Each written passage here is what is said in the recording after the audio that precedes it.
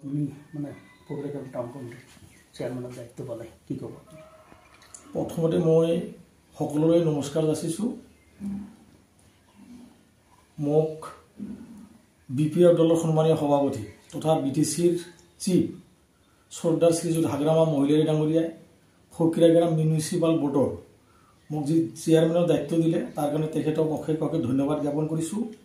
লগতে ফকিৰাগাঁওবাসী ৰাইজক মই বিনম্ৰভাৱে অনুৰোধ জনাইছোঁ তেখেতসকলে যাতে মোক সৰ্বতোপ্ৰকাৰে সহায় সহযোগিতা আগবঢ়ায়।